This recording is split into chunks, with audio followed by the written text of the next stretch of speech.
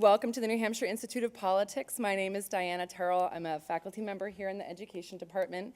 And with Joe Anosco, who's a faculty member in the Education Department at UNH, we're very happy to bring you Dr. Diana Hess and Dr. Paula McAvoy to the campus today. So I just wanted to let you know a little bit about why I'm so excited to bring Diana Hess and Paula McAvoy here today. I began my social studies teaching career in Fairfield, Connecticut in September of 2001. And at that time, of course, we didn't know that 2 weeks into my first year of teaching, we would have, it would be 9/11, and we would have 2 jetliners crash into the World Trade Center. And so I knew right away at that point, I was trained as an Americanist, so I knew a lot about American history, but I knew I really had to brush up on global history. But that was just the very beginning of the kind of work that I needed to do to get myself ready to deal with what was going to happen in the classroom when I came to work. So our school, many students lost parents, many faculty and colleagues lost siblings and loved ones, and it was pretty significant for our campus in particular, as it was for the whole nation. So as a first-year teacher, I really had little sense of what to do. I think many of us didn't really know what to do at that point. But really, I understood the role that I played as a social studies teacher would be really, I had to do something. I couldn't just not do anything, and I couldn't not address what was happening, despite all of my misgivings. So I really felt in that year, as most first-year teachers do, I felt woefully unprepared, but I felt exceptionally unprepared to deal with these controversial discussions in the classroom. So slavery and the road to sectionalism is one set of controversial discussions, but this was an historically grounded global crisis that we were encountering at that moment. And it really merited hammering through some of those issues that are central to democracy. How do we deliberate over issues that are really controversial, but do so in a meaningful way, in a way that's not going to create total chaos in the classroom, but also be cognizant of the sense of loss and the true fear that the students were feeling at that time, because this is so geographically close to where we were. Unfortunately, I didn't come across Diana Hess's work until my first year of my doctoral program, after I had left high school classroom teaching. But I'm very happy to have her here today with Paula. Their recent title, The Political Classroom, offers social studies more than just strategies for dealing with controversial issues in the classroom, but also the research that clarifies what students learn from doing this work in the classroom, from being part of these discussions, and the ethical and historical role that social studies teachers play in engaging and educating future citizens, today's citizens and future citizens. So I'm very, truly happy to welcome Dr. Hess and Dr. McAvoy to campus today, and thank you for coming.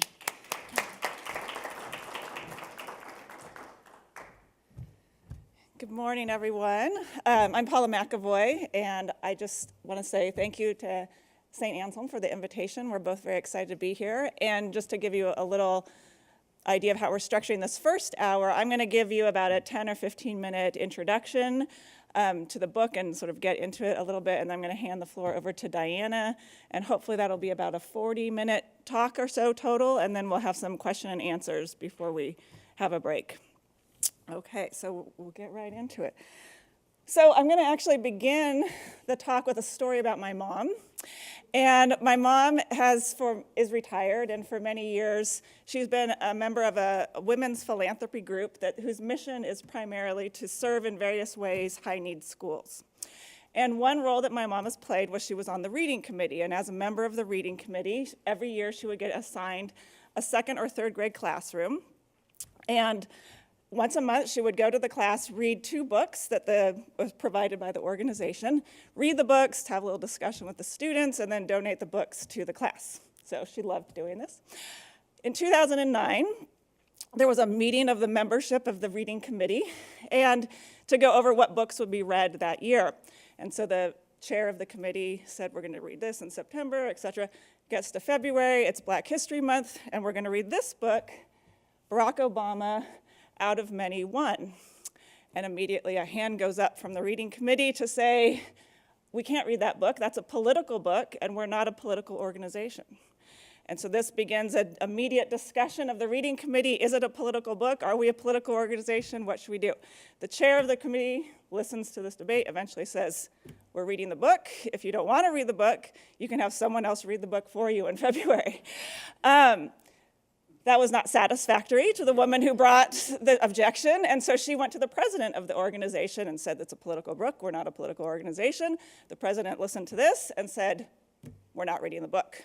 Sends an email to the reading committee, do not read the book. The chair of the reading committee immediately launches an email campaign to the 200-member organization, arguing that we should read the book. The president, under pressure from the organization, says we will have a general meeting of the entire organization where we will debate whether or not to read Barack Obama out of many one to second and third graders. So the membership comes, raucous debate. They decide we will read the book. The book is read.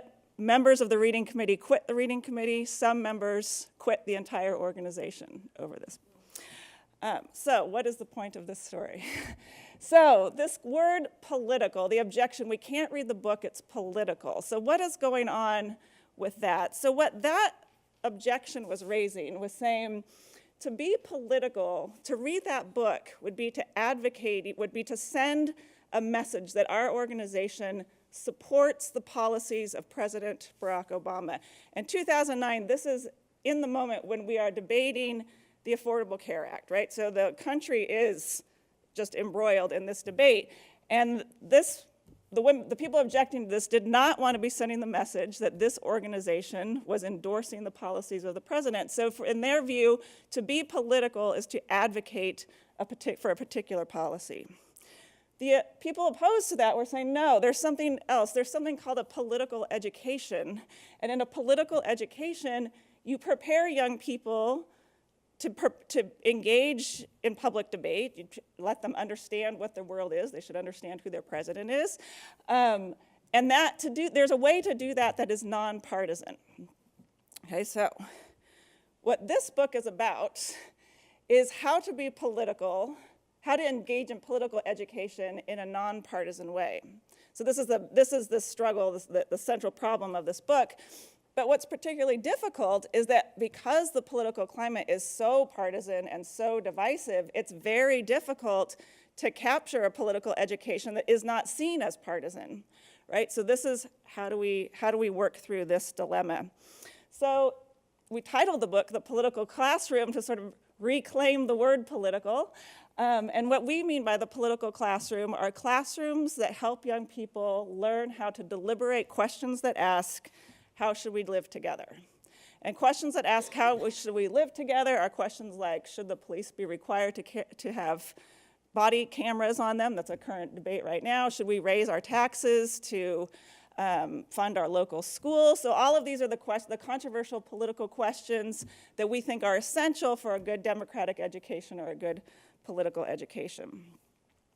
And when I hand the floor over to Diana, she's going to take you into the political classroom, but I'm going to first keep you outside in the political world and talk about the context in which the book is taking place and which we are all living, which is polarization. So when we think about polarization, you might think immediately of Congress and gridlock and divisiveness and really heated elections. And so what's happening is what you feel is what is actually happening, that you have the political parties are moving into separate poles, and the middle is disappearing, right? So you can feel this in your elections. And I'm going to show you what this looks like in Congress. So some people say, oh, it's kind of always been this way. Hasn't it always been this way?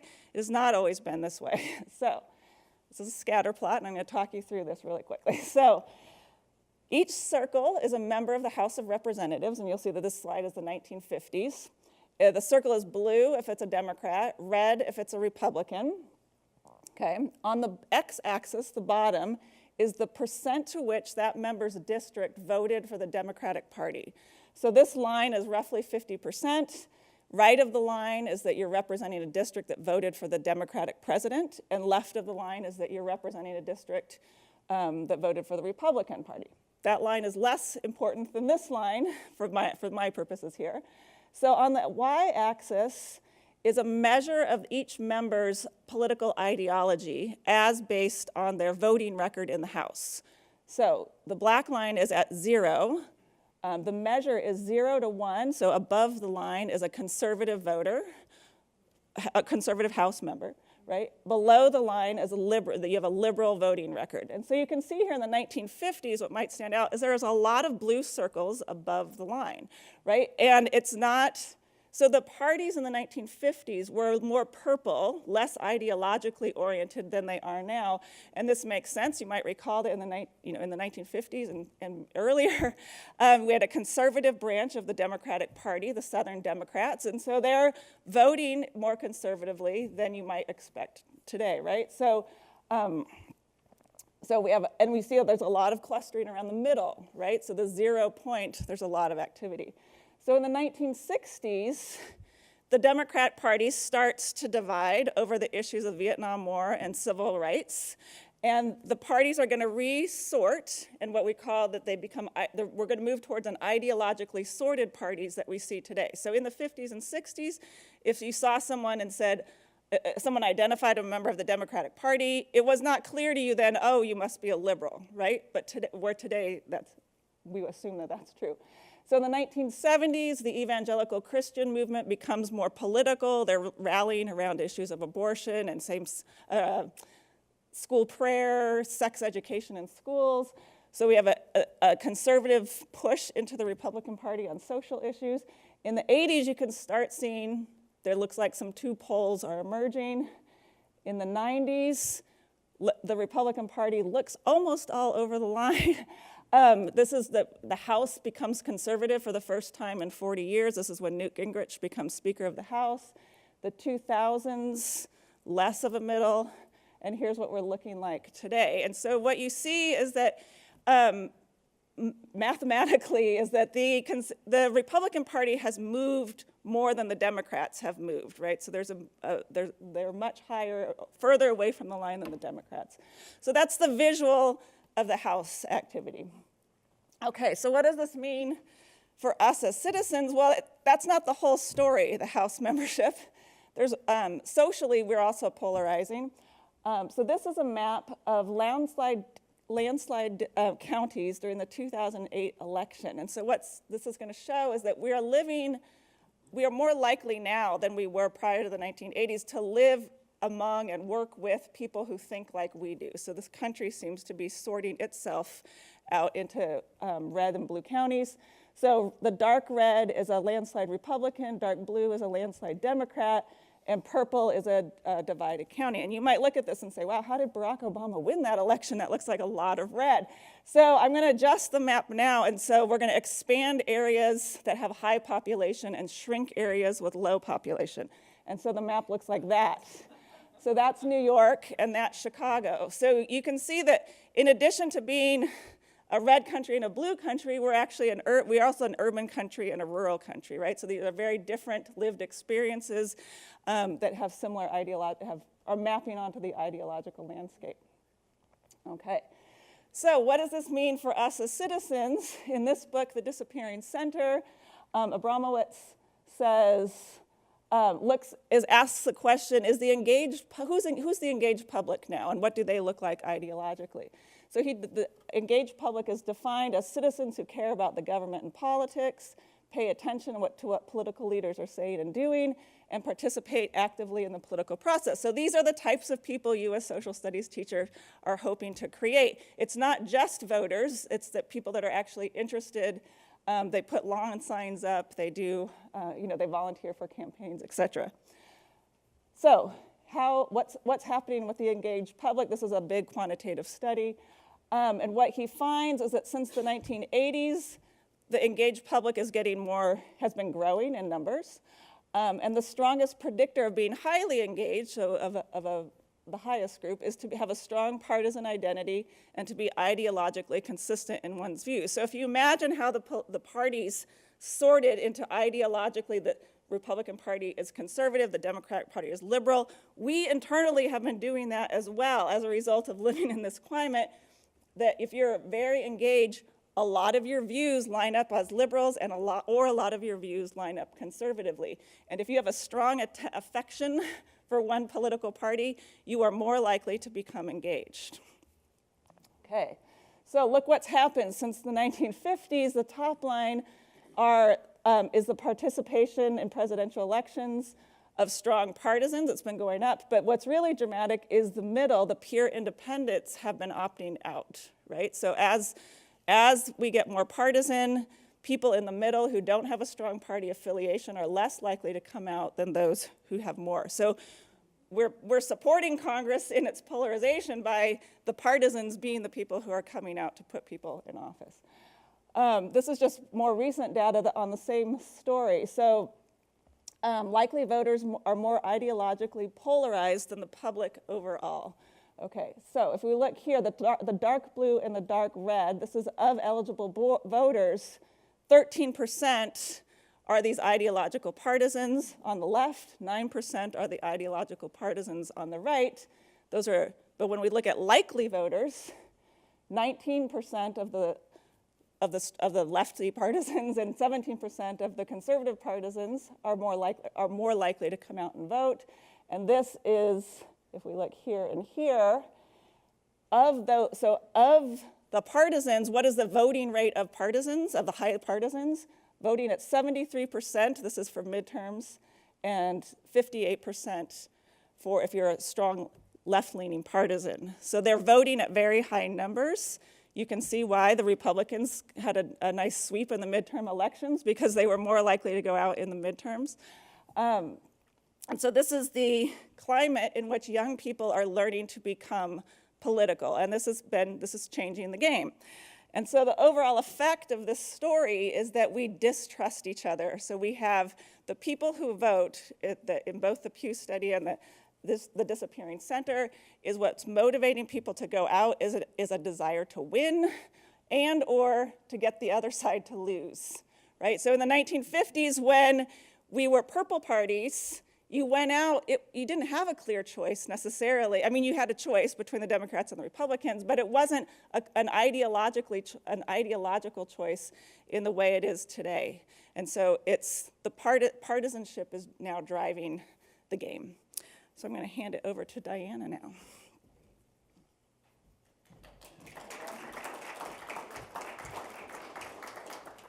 Good morning.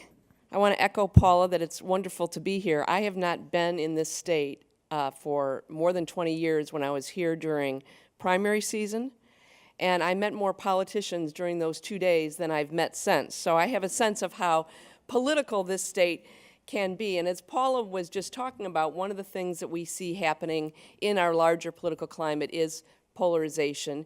And another thing that we see happening is very rapid change along some key issues. And to illustrate that, what I'd like to do is take you through a little bit of the history of one issue that we heard lots of students talk about in our study that formed the basis of the political classroom, and this is the issue of same-sex marriage. And so what I'd like to show you here is how same-sex marriage developed from 2004 up until the present. So in 2004, as you can see, we only have one state in which same-sex marriage is legal. And then as we go through, we can see that there's change happening slowly after that, with still most states being states that have not legalized same-sex marriage. And in fact, just to go back for a minute, you can see as these states become red, that shows that during this time, there's actually ballot initiatives, constitutional amendments in some cases, that are specifically banning same-sex marriage. But then look what happens.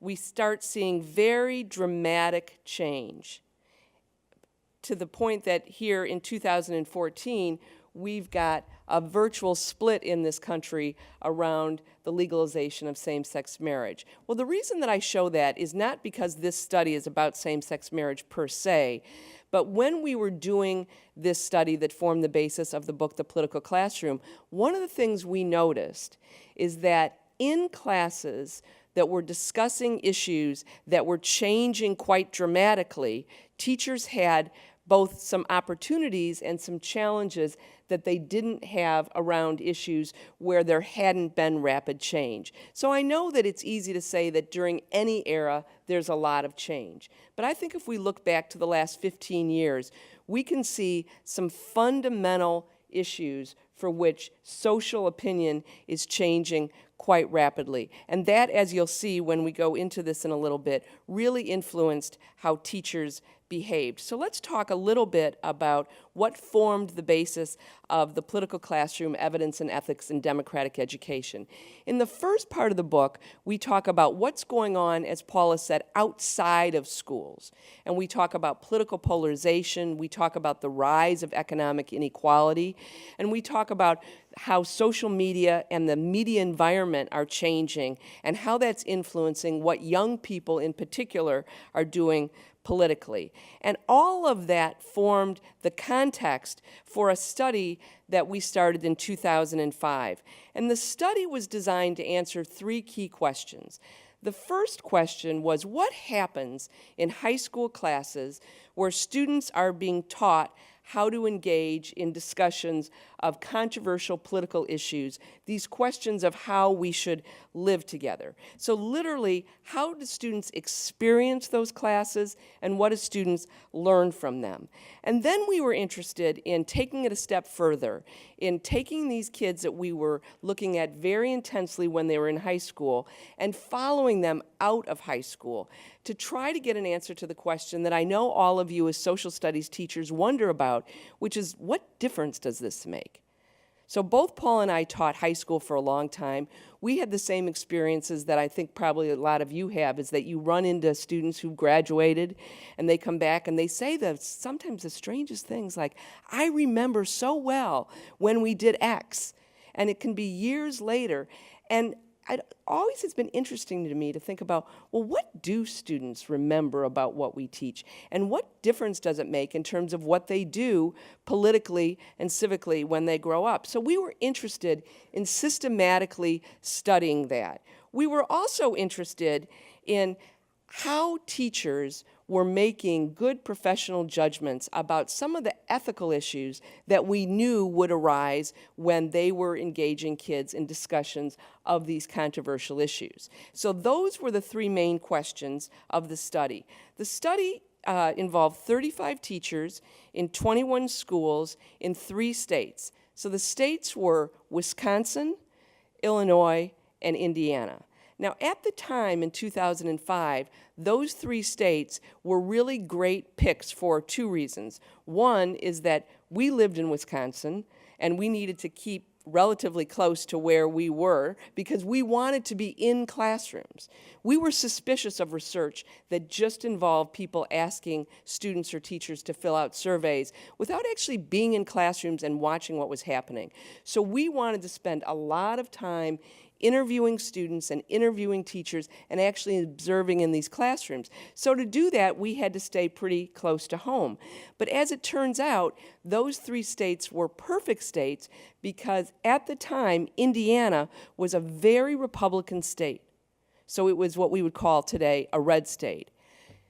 Illinois was a very Democratic state, a blue state, and Wisconsin was just starting to emerge as an almost 50-50 mix, a quintessentially purple state.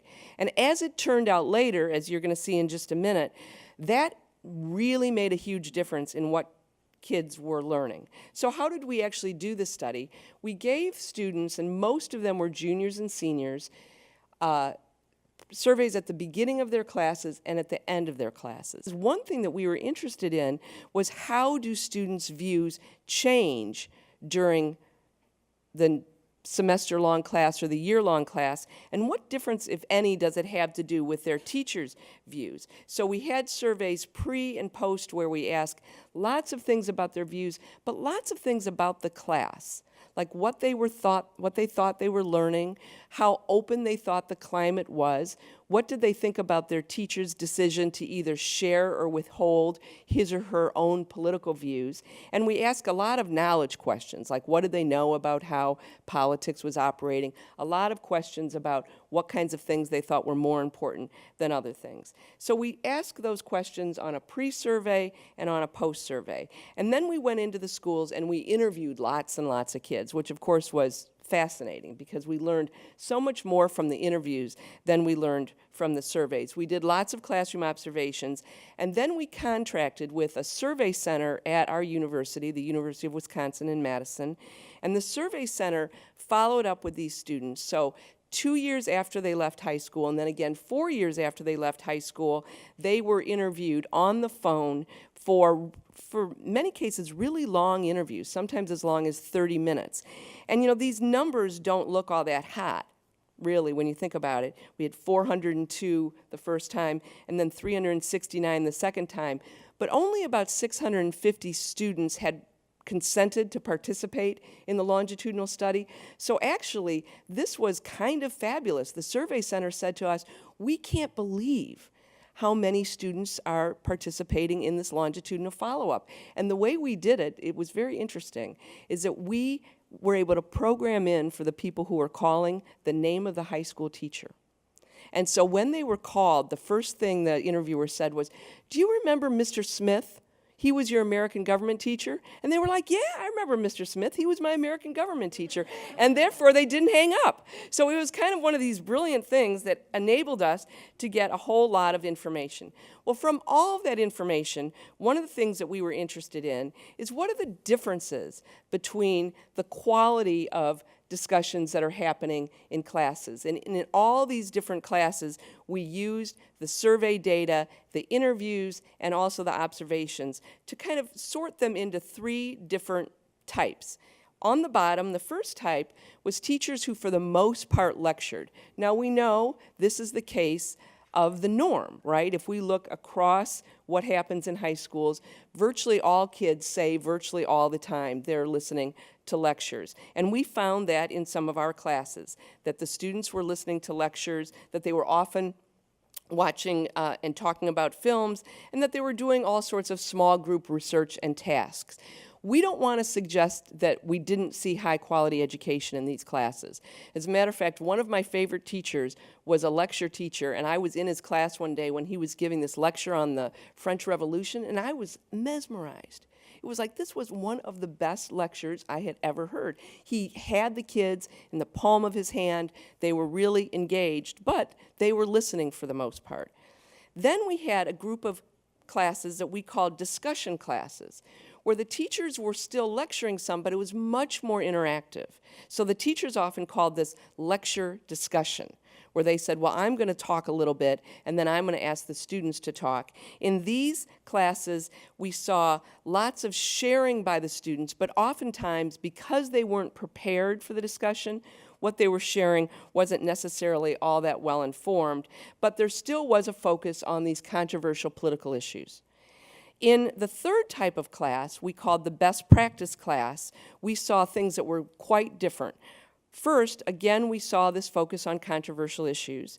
We saw high levels of participation among the students, whereas in the discussion classes, what we would often see is a class of 30 or 35, and you might have 7 or 8 students who are participating very actively, but for the most part, the other students weren't participating verbally, although in many cases they were certainly paying attention. But in these best practice classes, that's not what we saw. We saw discussions in which almost all of the kids were participating in some way, shape, or form, and the participation was often student to student.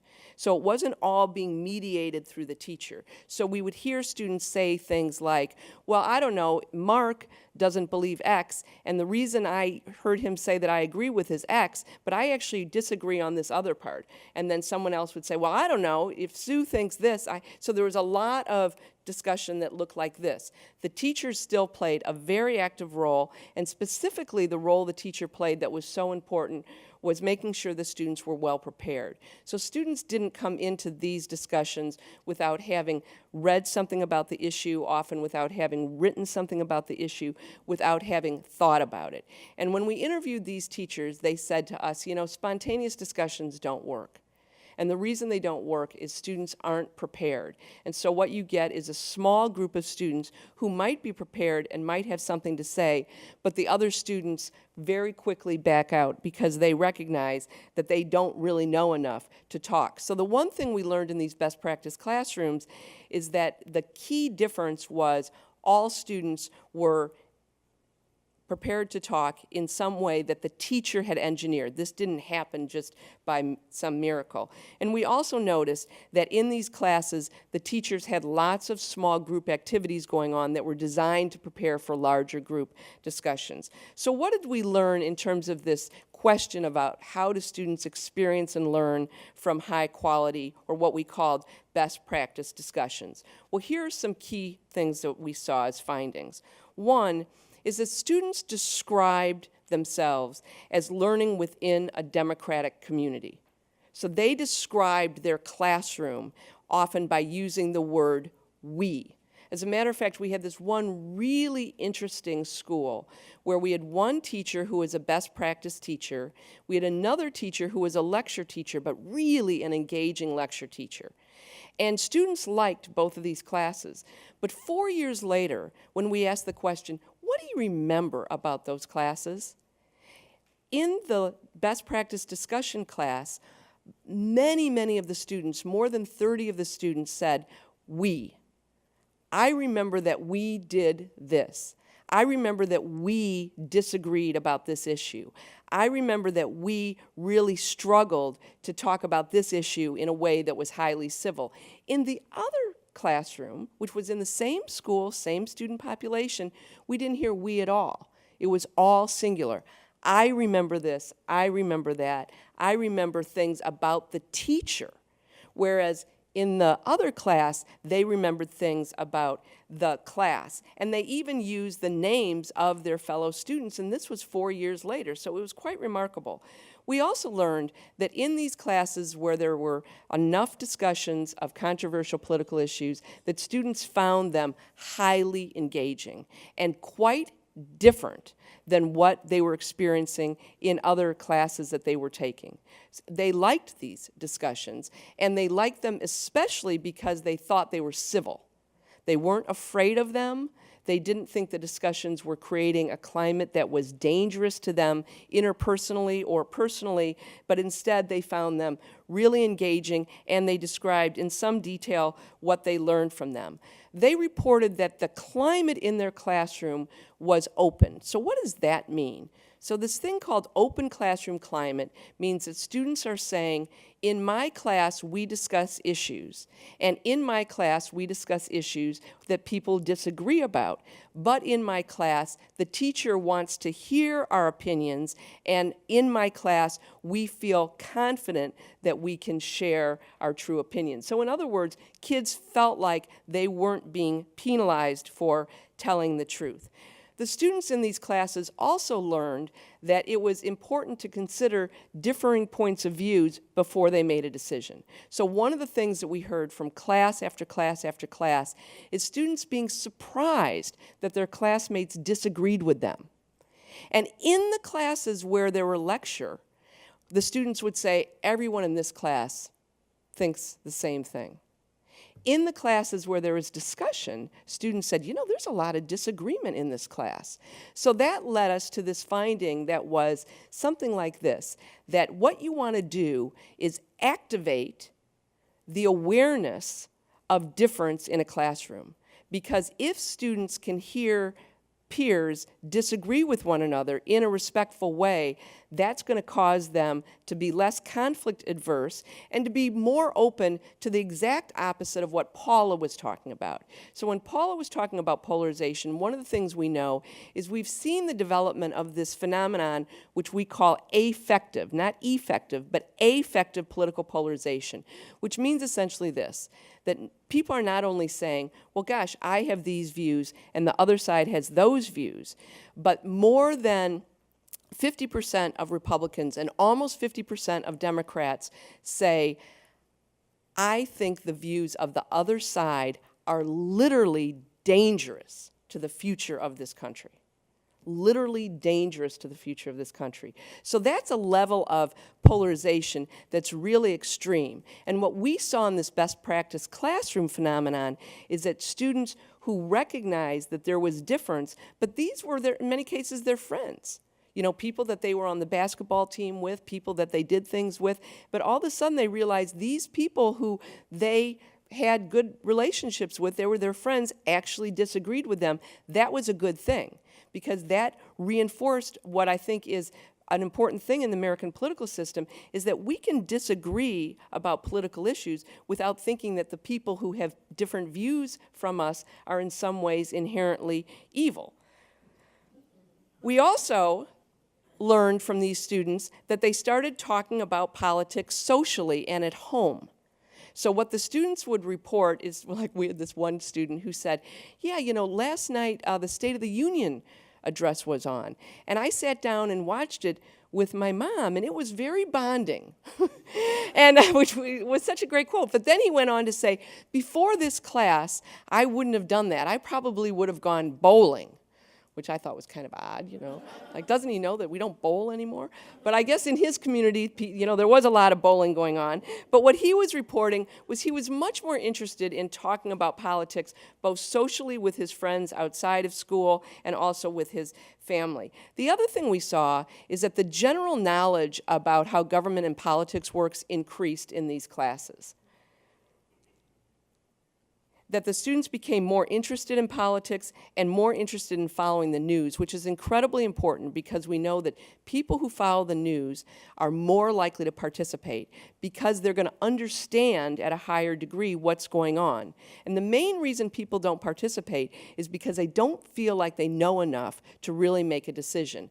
And so as we see attention to news going down dramatically across the country, and especially among young people, I think we need to be worried about, well, what can we do to reverse that? And one of the things we saw in these best practice classrooms is that following the news increased. And finally, these students reported that they'd be more likely to vote in the future when they were legally old enough to vote.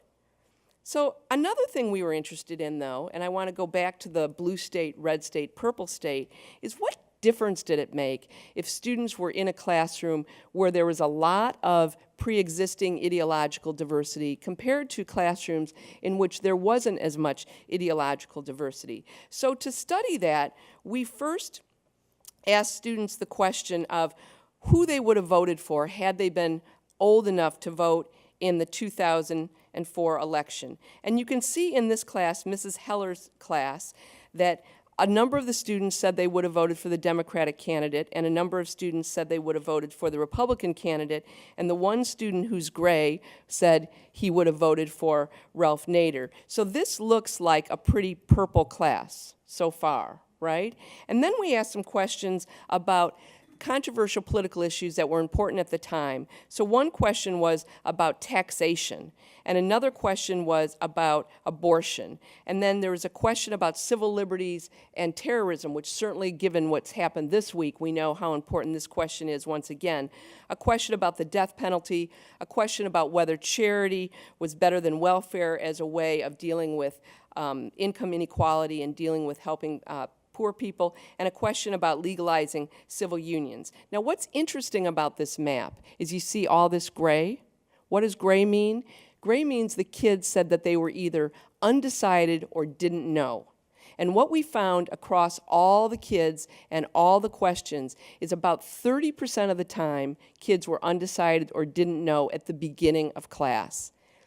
Now, I was really intrigued by that because when I taught high school and I would ask a student, well, what do you think about the death penalty? And the student would say, I don't know. I thought the student was being kind of oppositional or just kind of being a jerk, to be honest. And now I realize I would need to go back and apologize for thinking that because, in fact, these students were telling the truth. Let's move on to another class. So this is, not surprisingly, a class in a very blue community. In fact, this is one of the most democratic communities in the United States. The 3 precincts that feed into this school are among the most left-wing precincts in the United States. And in this classroom, Mr. Kushner, who was really a fantastic teacher, had a much different problem than would exist in Mrs. Heller's class, where there was a lot of existing diversity. In Mr. Kushner's class, he had to worry about how to make sure that kids heard multiple and competing views. We asked the students in Mr. Kushner's class what they thought about whether they were hearing different views, and because Mr. Kushner killed himself to do all sorts of things to get different views in the class, they said, wow, this class is really different because we were exposed to competing views. And we asked him, well, what do you mean compared to your other classes in this school? And he said famously, to us anyway, well, let me tell you, in this school, we've seen every Michael Moore film twice. And now let me show you the most read school in the study. This was an evangelical Christian high school where students and their parents had to sign a contract saying they'd been personally saved to get into the school. Again, you can imagine that Mr. Walters had a quite different problem than you would have in a purple classroom, and he in some ways had the same kind of problem that Mr. Kushner had. So what did we learn from this? That in the classes where there was a lot of diversity, like Mrs. Heller's classes, that what the teachers had to do was to make sure that all kids talked, because you wanted to activate the natural diversity that happened in the classrooms. And they really had to emphasize civil discourse, how to talk with one another in a way where people can feel respected, not feel like they're being personally insulted. And that was important because the students really did disagree, and how to promote a respect for difference and teach toward getting kids highly engaged politically. Whereas in these other classrooms where they're much more homogeneous, teachers had to work to introduce competing points of view. They often did that by either playing devil's advocate, bringing in materials, sometimes even bringing in guest speakers to represent a point of view that wasn't already existing in the classroom. They had to really work hard at teaching kids that ideological closed-mindedness was a bad thing. So there was a lot of discussion about why it's important to be free to change your mind, why it's important to not make up your mind and then look for reasons, but to think carefully about what the reasons are before you make up your mind. And also to seek out the natural diversity that did exist on some issues. So what you can see from these maps is that there's some things here that look like real winners, right? That you could just go in and get high quality discussions, of course, with preparation. There are other things that aren't going to be quite as positive. So what did we learn, though, is that in these like-minded classrooms, and by like-minded we mean there was a lot of ideological sharedness, that the students at the pre-survey reported that they were much more engaged politically. And then in the follow-ups, they reported that they were more likely to keep up with the news, and that they were more likely to say that friends and family think it's important to keep up with the news. So that means that they're in a political environment, right, that they report that they're surrounded by other people who also think this is important. And what we found when we followed them out after high school was, in our minds, quite frightening. First, we found that in the midterm elections in 2006, that we know, similar to this election, that the youth vote was low, although it was worse this time. In the purple schools, about 30% of the students in our sample voted, which is a little higher than average, but look at this. Now let's take it 2 years later to the 2008 presidential election. We know that the national youth vote was 49%, pretty high, and in some states really, really high. And that in the purple schools, we had 66% of our students voting, which is quite higher than the average. But look at the like-minded schools. So let's look at who they voted for. Well, not surprisingly, the kids coming from the purple schools voted in the way that the youth vote went nationally. This is 1% away from how young people voted nationally for Obama, whereas 28% voted for McCain. But then look at in that red school, the Evangelical Christian High School, who they voted for, and look at Mr. Kushner's school, right? So it's pretty interesting. We'll talk later about what you think that might mean. Let me end by just saying one final thing about what we did in the book. What we were trying to focus on was how can teachers make good judgments about ethical questions? And specifically, the ethical questions that we were interested in were questions that are probably quite familiar to you. One question was, what questions should be introduced as controversial to begin with? Like, what's legitimately controversial versus what's a question that's out of bounds for some way or settled? Another question was, are there some issues that are so sensitive to some students that they shouldn't be brought into the classroom? And finally, an issue that Paul is going to help us think about in the next session, whether teachers should withhold or share their own political views. Well, these issues and others came up all over the study. So what we were interested in was coming up with a framework for how teachers might make good judgments about these questions. And the framework, which we're going to work with you on throughout the day, involves thinking carefully about what the aims of what you're trying to do are, thinking carefully about the evidence, like what do we know about whether kids change their views when teachers share their views, what do we know about how kids who are particularly sensitive to some issues react compared to other kids, and also understanding the broader context, not just the context in your school, but the broader context, for example, of political polarization and economic inequality that are on the rise in the United States. So in a nutshell, that is what we talk about in the book, The Political Classroom, Evidence and Ethics in Democratic Education. What we'd like to do now is take some questions. And I'm going to ask Paula to come up with me so we're both here to answer them. And it's wide open. Any questions you have about anything, go ahead. I think it's a great thing to teach our kids we want them to encourage them to follow the news.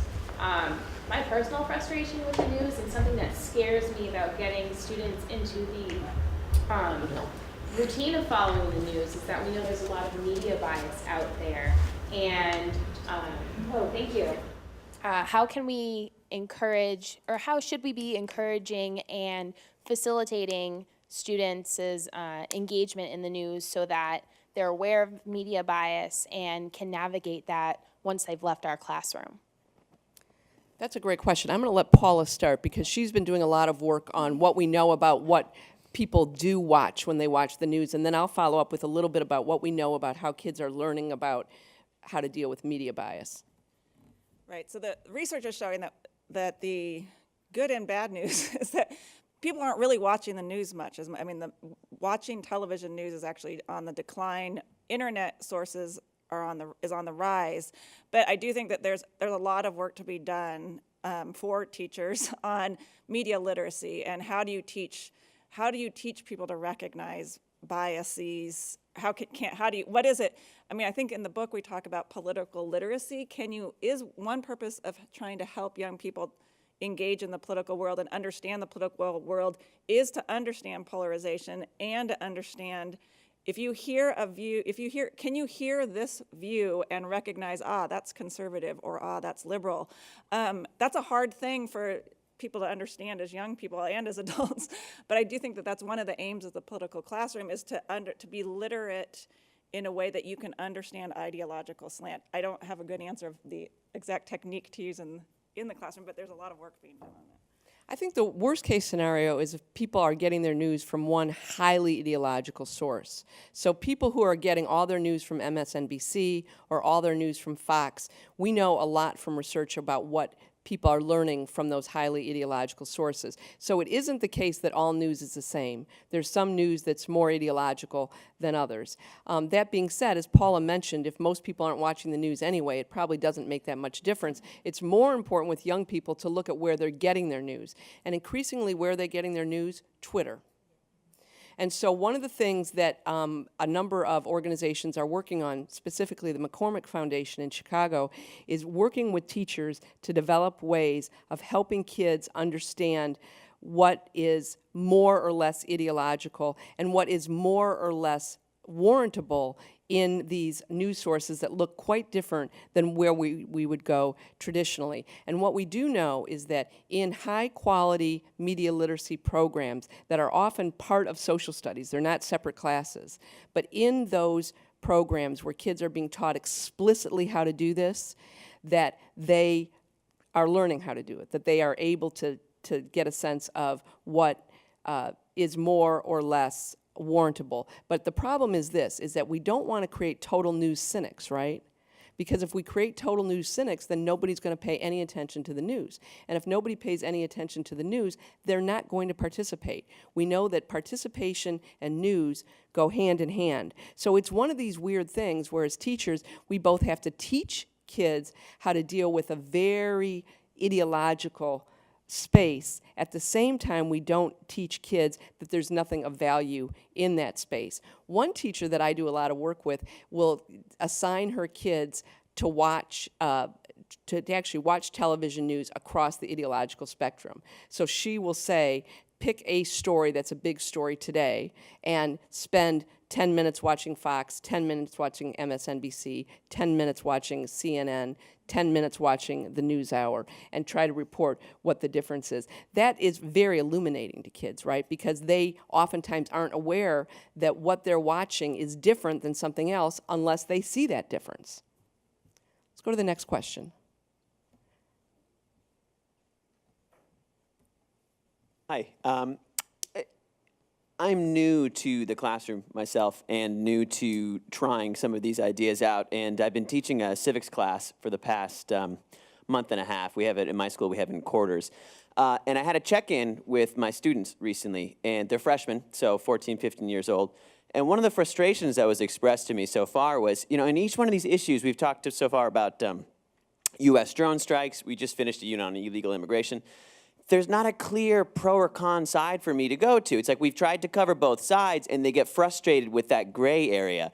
And so one of the things that I was struggling with explaining to the student in the class was, you know, sometimes it's not necessarily the case that you have a pro or a con side. I didn't know if in your research you found certain classrooms where that was either a consistent challenge or how certain teachers handled that kind of issue, if there were, maybe with younger students, introducing them to something that had a little bit more of a clear, you know, here's one side, here's the other side. I wasn't sure if you could speak to any of that.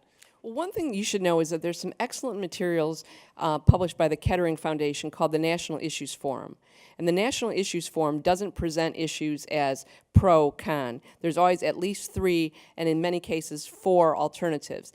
On foreign policy issues and some issues related to U.S. history, the Choices for the 21st Century program, which is at Brown University, similarly produces materials that don't do binary work, that instead have several choices. And we had a number of those classes in our study, so we watched students in those classes and the difference between making selections between 3 or 4 possibilities compared to 2.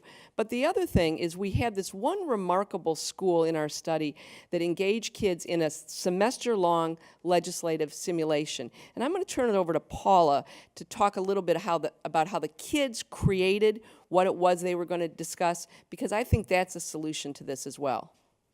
Yeah.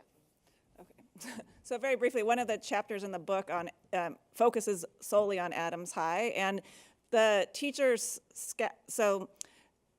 all of the government teachers participate in this required non-tracked senior government course, and the entire course is structured around a legislative simulation. So the first 2 weeks of the course, they're learning about political parties, how issues fit along the continuum. Then they declare party affiliation publicly in the school. Then they spend several weeks, they form a legislation, they elect party membership, they become members of committees, they write bills, they usher them through, and then twice a semester, all of the seniors, so about 200 to 300 seniors, come to the auditorium and they debate the bills that have come to the floor. But what the teachers do really well in that class is that they're scaffolding discussion a lot of structured sort of teacher orchestrated discussion at the beginning of the term, and then they're slowly pulling back until when the students are doing the legislative simulation at the end, you don't even know who the teachers are at this school. They're literally sitting in the back just watching them do their thing. And so to really think carefully about what type of discussion do I want at the end of the term, and how am I building their skills so that they can have that by the end is it's an art that's well worth working on. Yeah.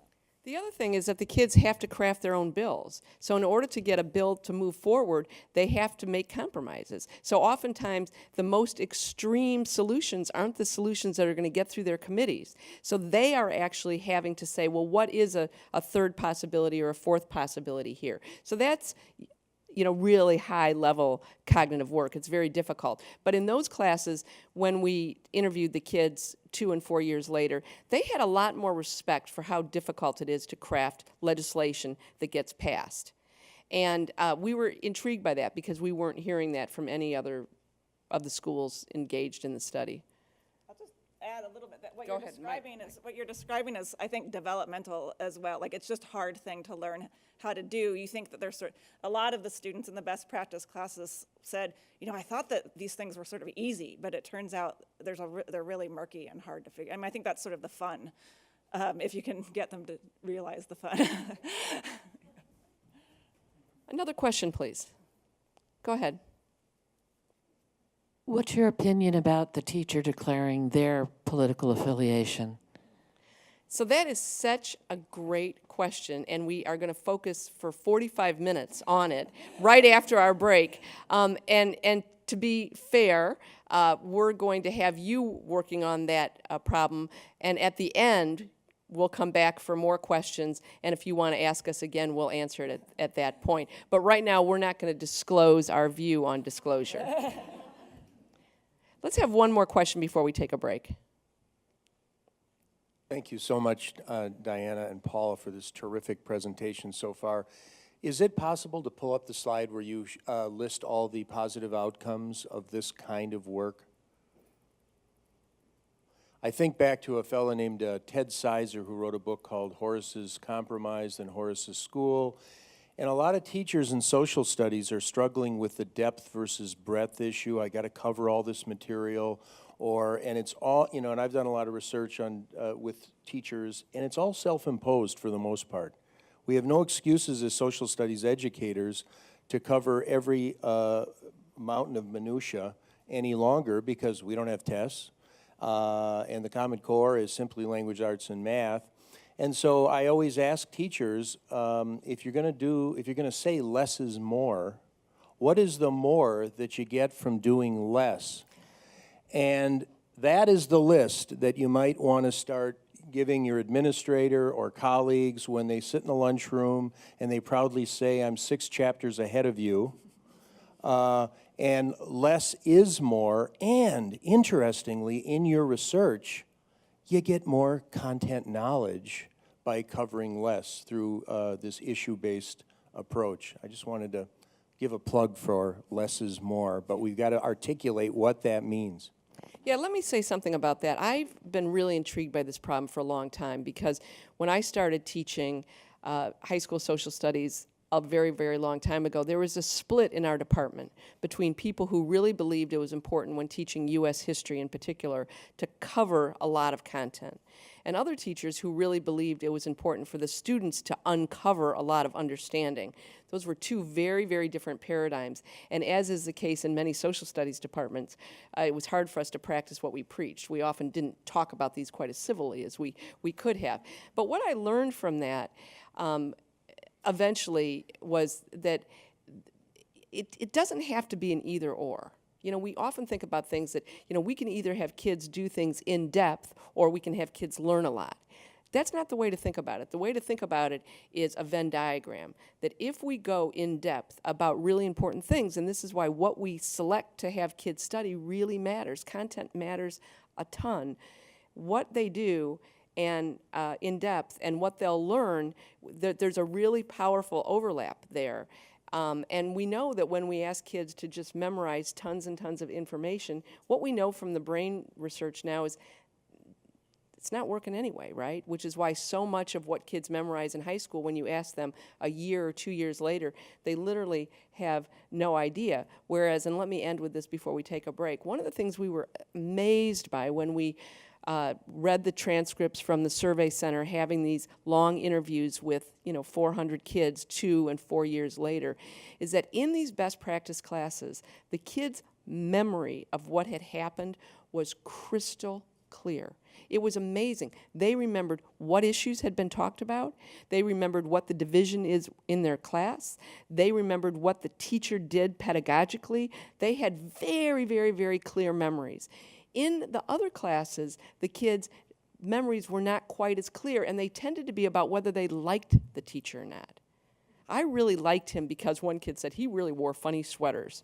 Well, that's great, but it was for us a much better outcome when a kid said, wow, what I remember from that class is I really learned how to listen to people I disagreed with, because when we had this discussion on abortion, here's what it went like, and boom, boom, boom, boom, boom. So that says something to me about the larger point that Joe is raising, that we need to really think carefully about depth. And we have been released in many cases from what other teachers are focused on, not always. But I always think that there's kind of a Stockholm syndrome here. You know what that is? When the prisoner gets out and then walks back into the prison. Well, I think, in some places, teachers had lots of content they had to cover because there's these state tests. And then the state tests go away, and you know what? Their curriculum doesn't change. And when you ask them why not, they say, well, I have to cover all this content. And it's almost like Oz, this notion that there's someone or something that's causing me to feel like I have to cover all this content. But when you really pull the curtain back, it's pretty self-imposed. So I think we all need to think about it. And I appreciate how difficult it is as a teacher who still plans courses, because we always have a lot that we want students to learn. Let's take a break, and then we're going to come back for more work on this disclosure question and on some others, and you'll have plenty of opportunities for questions. So how about if we come back and hour, and so what I'm going to do is give you some information. We're going to go deep into one of the political classrooms that are covered in the book, and we should say that the book, a lot of the chapters in the book are really rich cases of a teacher's practice, and we go in depth. What are students doing in the class? What's the teacher doing? What do students say about what the teacher's doing? And so we're going to go into one of these sort of rich case studies in this book, or in this chapter. And then so just as a reminder, the political classroom, we're looking at questions about how we should live together, and that one part of the book is to engage in these. So what are these ethical challenges that teachers are going to face when they go into the political classroom? And so one of them is, we're going to talk in depth about this today. So the classroom that we're going to go into is Mr. Dunn's class. And Mr. Dunn's class was observed in 2005, and in one of his observations, I should say. And in the lesson observed, the question before the class was, should the government define marriage as a union between one man and one woman? And I'll just remind you, it's 2005. That sounds like a little bit of a dated question, or we don't sort of phrase that question usually that way now. But at the time, again, in 2004, Massachusetts was the only state where same-sex marriage was legal. 13 states the next year changed their constitutions to define marriage in this way, as a union between one man and one woman. George Bush at the time had said that he would support such an amendment to the U.S. Constitution. So this is why Mr. Dunn has phrased the question the way he did. In the first part of the class, the students engaged in what's known as a structured academic controversy, and some of you may know this technique, in which it's a discussion strategy in which groups of 4 students are given background materials and pro-con sheets about an issue, and then they role play taking different perspectives on the issue, and then in the last part of the activity, they get to discuss in their small group about what they feel about this particular issue. So to debrief that activity, Mr. Dunn asked the class to stand along a continuum to reflect their views on this statement: the government should define marriage as a union between one man and one woman. Do you agree or disagree with that statement? So when the students lined up, something interesting happened. They all went from the disagree side, that is, they did not think that the government should define marriage in this way, or to the middle of where unsure. But no one stood on the agree side, that is, no one said that they wanted to defend the view that marriage should be defined as a union between one man and one woman. Okay. So you imagine that Mr. Dunn, so imagine that you're Mr. Dunn for a moment, your students lined up in this way. So I want you to meet with a partner, not with your whole table, but just with one partner, turn, and I want you to consider what you think Mr. Dunn should do. And I'll give you 4 options, and these are also on the handout that Diana just passed around. So number 1, should Mr. Dunn step onto the agree side of the continuum and defend those views? That is, should he go where no student is currently standing and defend the more conservative view to keep marriage as a union between one man and one woman? Should he do that, but before he does that, should he say to the class, and we know from his interviews and his surveys that Mr. Dunn was a proponent of marriage equality, and so should he say to the class, I agree with those of you who are opposed to the statement, but for the good of the discussion, I'm going to stand on the agree side and defend those views. So both of these, Mr. Dunn would play the devil's advocate, but in option 2, he would make it clear, these are my views, but this is what I'm going to do right now. Option 1 is a little bit ambiguous. The students are not sure what his actual views are.